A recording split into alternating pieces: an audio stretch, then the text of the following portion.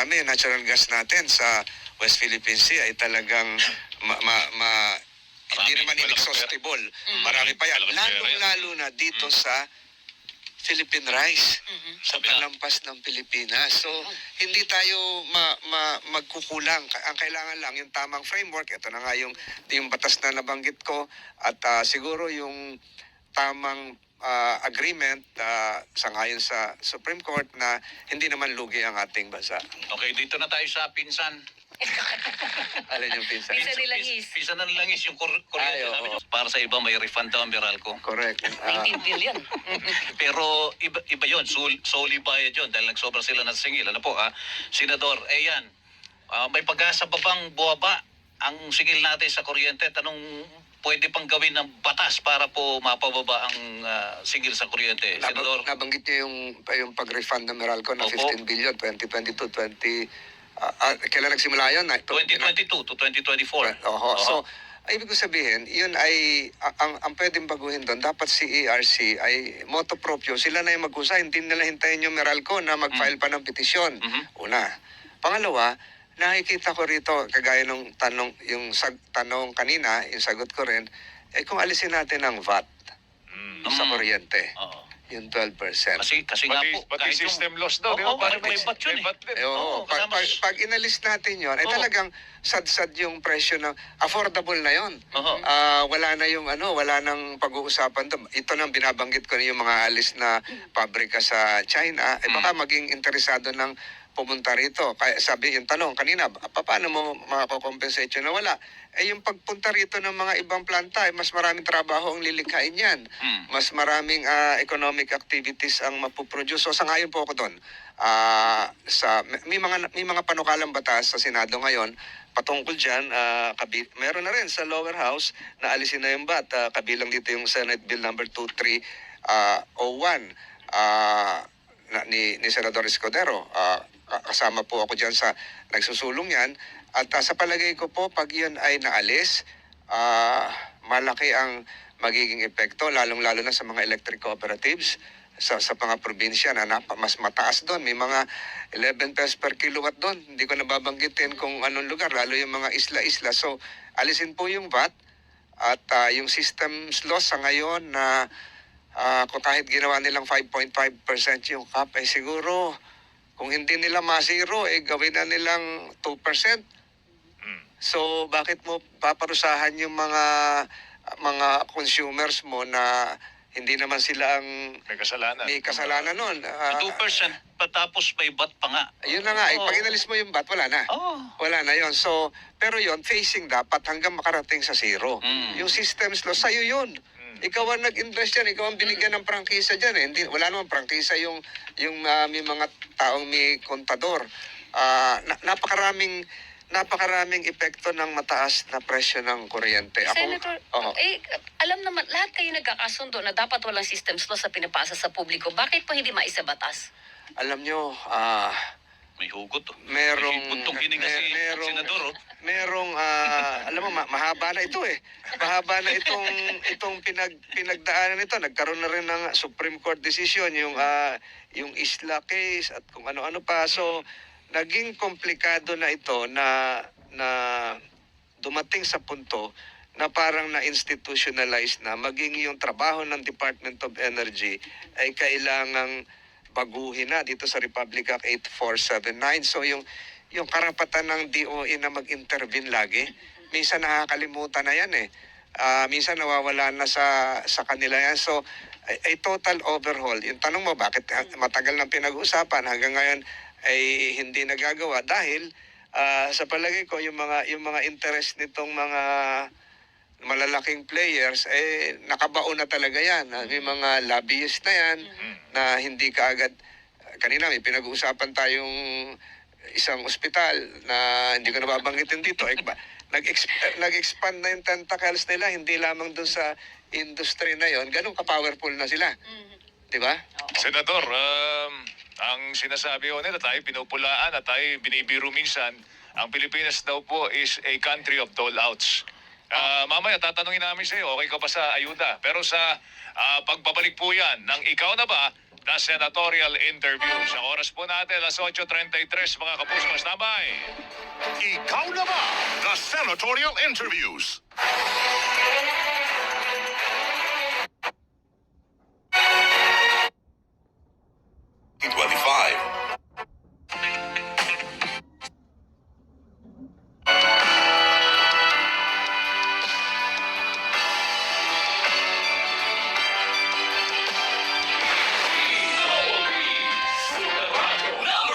Ikaw Na Ba?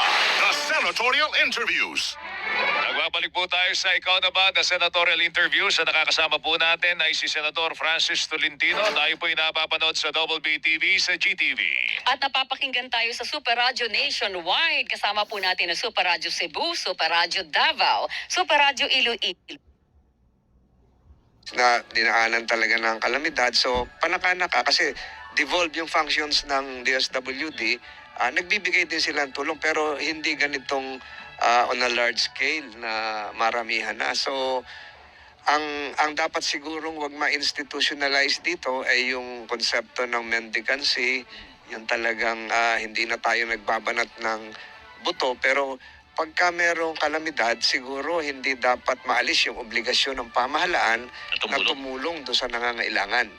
Pero kung gawin ng permanente at hindi na klaro yung basihan, parang tutol po tayo dyan.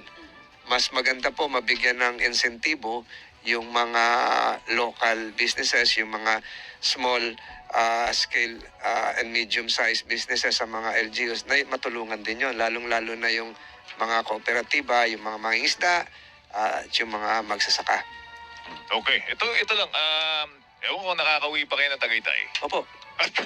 Kasi traffic po doon madalas. Oo, I'm sure kamot ang ulo nyo po sa traffic po sa Tagaytay. Kayo po'y naging MMDA chairman at pinroblema nyo rin po ng ilang taon ng traffic, no? Dito po sa Metro Manila. Pero ngayon, ang Metro Manila, hindi na lang po sa Metro Manila traffic, kundi sa lahat po ng mga major cities sa iba't ibang panig po ng Pilipinas. Pero pa tayo magagawa sa traffic? Ano bang solusyon na nakikita nyo po dyan? Alam niyo po, noong 2012, hindi sa pagbubuhat ng sariling bangko, ako po yung nagbalangkas, hindi naman ako engineer. Ang tawag ko po noon, Sky Bridge. Ito po yung ginagamit nating Skyway ngayon. Papuntang Balintawak. May libro po ko niya noong 2012. Ang sinasabi ko po noon, dapat talaga yung ilang bahagi ng Metropolitan Manila na nagpasakit din sa ulo ko noon, araw-araw, ay dapat mapunta po ng Clark. Mailabas yung ilang malalaking tanggapan dito, lalong-lalo na ng pamahalaan. Decongestion. Opo, so kasama po yan. Tama po yung direksyon ngayon na tinuloy yung subway. Tama po yung direksyon na tuloy pa rin yung Pasig River Ferry. At kung matatandaan nyo, tayo rin naman po yung nagsimula ng PITX. Noong panahon natin, nando sa Coastal Mall yun na area nung araw. Pero yung aking konsepto noon ay meron sa north at meron sa eastern portion dito po sa may Pasig area papunta ng Cainta, Taytay, at meron din doon sa kabilang bahagi papunta ng Laguna. So hindi lang natuloy yung 3 legs. So dagdag po siguro 'yon. At siguro po yung nagkaroon tayo nung mga nakaraang panahon ng another version of the car manufacturing program. Siguro dapat i-review 'yon. Kung talagang kailangan Paano nyo nasisilip yung yung aspetong yan, yung sa car kasi manufacturing? konting down payment, may kotse na kagad tayo. Hindi naman padagdag tayo ng padagdag. Sa records ng LTO, yung sila nga, hindi na makagawa ng plaka eh. Kaya kami sa Kongreso, ako bilang majority leader, inuna ko po yung yung alisin na yung doble plaka para isang plaka na lang sa likod ng motorsiklo. So, mas madaming, yung mobility natin ay hindi po naka-anchor doon sa mass transport system. Yun ang kulang. Pinlano rin magkaroon dito sa Quezon Avenue ng isang BRT na hindi naman natuloy. Pinlano rin yung BRT sa Cebu na ngayon ginagawa pa rin. So palagay ko po bukod doon sa mga bagong ring roads dito po sa tabi ng Laguna Dibay na magpapaluwag sa C5 ay palagay ko yung lalabas ng ibang tanggapan at maging siguro ng ilang maraming magagalit sa akin, Oo. malalaking universidad Oo. na nagsiksikan sa Moraita Ligarda, Spat, magagalit lahat sa akin yan. Ay siguro pag-aralan nating ilabas-labas Ilipat. na. Oo, yung konsepto ko noon na modified working hours, kung natandaan nyo, parang gusto nilang ilunsad ngayon. Kung naaalala nyo, ako rin po naman yung nagsimula nung modified mall hours pagkapaskuhan. Tayo rin po yun di ba ho? Itong busway ngayon, medyo tumatama yung konsepto nila, may mga nagrereklamo, pero babalik po yan sa pangangailangan ng isang mas epektibong mass transport system. Okay. Kailangan bang pati busway isa pribado, Senator? Yung busway? Oo. Ay siguro ang naisip dyan ni Secretary Bautista ng DOTR ay yung efficiency. Yung talagang... Hindi ba kayang igawing efficient paghawak ng gobyerno? Hindi ba pa parang tinatanggap na lang natin na ganong kahina ang pamahalaan natin pagdating sa pagpapatakbo ng facilities? May hangganan ng may hangganan ng ang gobyerno. Unang-una, walang kakompetensya. Pangalawa, dyan na yung politika, iba yung pribado. Kaya lang, ang pribado, siguro mas mataas yung cost. Naalala niyo pa ba noon, marami nagalit sa akin na yung sinabi ko noon na ilabas yung ibang mga terminal sa Yes. Cubao, sa Pasay, Yan. di ba? Ay marami nagalit sa akin noon. Ngayon, Pati sa EDSA, di ba? Yes, Sa EDSA, lalong dumami yung terminal. Hindi ka naman Ngayon, gumagamit ng busway. Hindi naman po. Hindi ako napapa-EDSA Gumagamit ka ng protocol plate? Hindi rin. Hindi rin. Hindi Dapat rin. bang alisin ang protocol plate, Senator? Tradisyon na yan. Siguro sa ibang bansa, ganyan din. Kahit yung mga ambassadors ay naka-protocol plate, ganon. Hindi naman discriminatory, hindi naman abuse of position, pero yung tradisyon, nasa pangangailangan siguro yan. Okay. Buwang-buwang. Yeah. Hindi na, wala. Wala rin. Walang wang-wang. Ano ba, extra? Dito tayo sa edukasyon. Sabi nyo, sa isang pahayag nyo, ang edukasyon ay basic human right. Yan, Correct. So, hindi ito pribileyo. Okay. Pero meron na tayong pre-college education. Pero marami pa rin mga out-of-school youth, Senador. Ano bang problema natin talaga? Buntong hininga uli, Funding, lalo yung mga nagkagulo-gulong vouchers ng CHED ng mga nakaraang panahon. Pero ang nakikita ko ngayon sa laki ng populasyon natin, talagang i-focus yung tamang kurso sa tamang panahon, para matugunan yung tamang pangangailangan. Halimbawa po, tama po yung direksyon ngayon na dumami yung medical schools natin. Yung lumalabas ngayon sa datos ko, 75,000 lang ang doktor sa Pilipinas. Kung 110 million tayo, parang lumalabas na 3 doktor per 10,000. Hindi naman yun ang ideal ratio, para 10 pa ata. So, dapat yung mga medical schools ay sa labas ng iba't ibang rehiyon, hindi lang sa Metro Manila. At ngayon dumadami na. May mga napuntahan ako mga medical schools na dalawang taon na nag-ooperate. Ang kakapatid po nito, pag nagkaroon ng medical school, ay dapat magkaroon ng general hospital nakatabi. Parang yung konsepto ng UP Manila, katabi yung PGH. So parang yung konsepto ng FEU, merong FEU Medical Center. So kung merong, ito yung sinusulong ko sa Isabela, kung merong Isabela Medical School na halos 2 years old pa lang, ay dapat magkaroon din ng Isabela Medical Center. So sa ganon, mailabas yung mga medical institutions na hindi na nagluluwasan lahat sa Maynila para magpagamot. So, yun yung sa edukasyon na medyo malayo dun sa tanong mo. Pero yung tamang kurso sa tamang panahon para makatugon sa pangangailangan, hindi ng personal.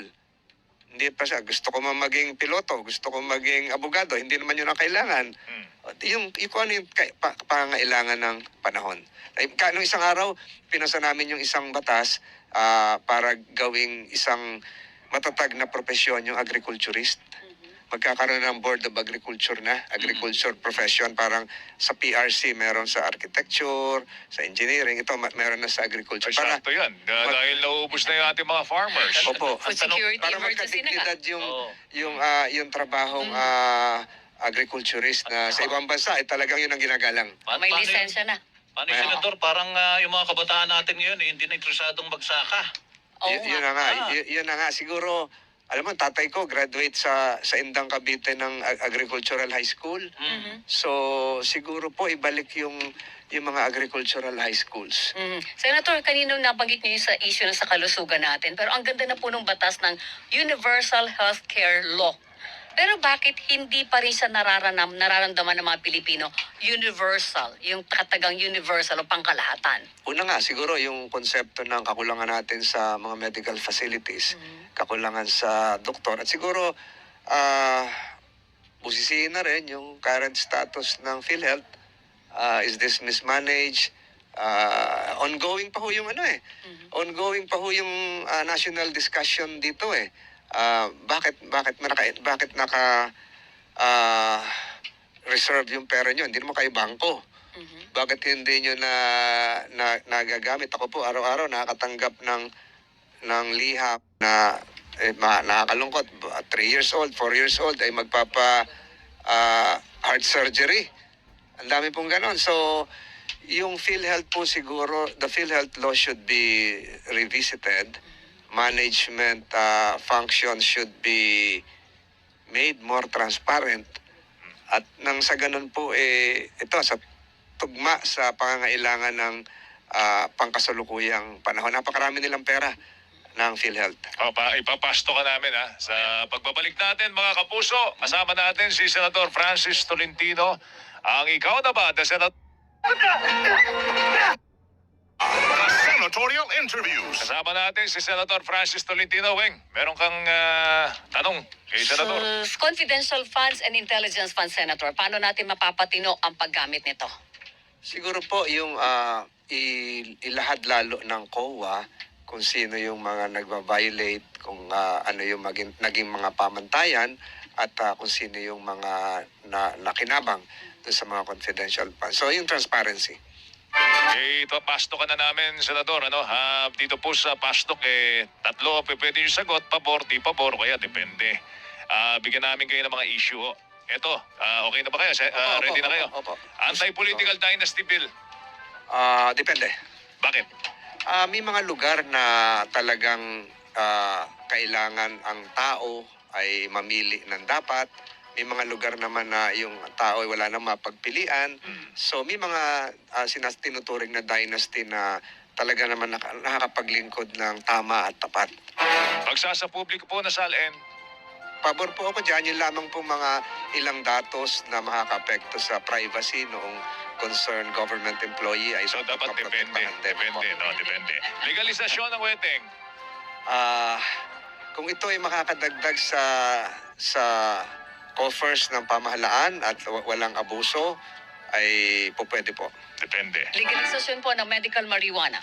Ito po ay bilang majority leader, ito po ay nasa plenaryo na pinagdidebatehan na. Kung ito po ay makokontrol ng maayos at hindi maabuso, ay suportado po natin yan. Malaoplan tokhang na drug war. Siguro po magkaroon ng mga mechanisms para walang abuse, para wala na itong mga EJK at maprotektahan din ang karapatang pantao ng ating mga kababayan. Divorce. Hindi po. Ito po, death penalty para sa heinous crimes at drug trafficking. Pabor po ako. Pag-amyenda sa konstitusyon, Senador. Pabor po ako. Apo, yan. Ito na, ang ating huling tanong sa ating panauhin po ngayon. Senator Tolentino, ikaw na ba ang nararapat na muling maging senador ng Pilipinas? Opo, siguro po dapat sa mga kandidato, piliin ang ating mga kababayan yung may mga sapat na karanasan, yung track record nila, yung personal na background bilang isang abogado. Siguro po maunawaan natin, kailangan din po ng tamang mga abogado sa Senado para makabalangkas ng tamang batas. At naniniwala po ako na ang Kongreso, ang Senado ay isang institusyon na dapat po natin mapalakas. Dapat po natin mapatibay nang sangayon na para po maipatupad ng mahusay yung hindi lamang po yung mga selected provisions ng ating saligang batas, kung hindi talagang para makatulong sa pamumuhay ng ating mga kababayan. So yung tanong niyo po sa akin, kung ako na ba, palagay ko po sa ganitong pagkakataon, sa ganitong panahon, ang sagot ko po ay oo. Opo. Salamat po, Senador Tolentino. Salamat po sa pagkakataong Para- binigay niyo sa akin. Maraming Thank you, sir. salamat, Sen. Maraming salamat din sa ating mga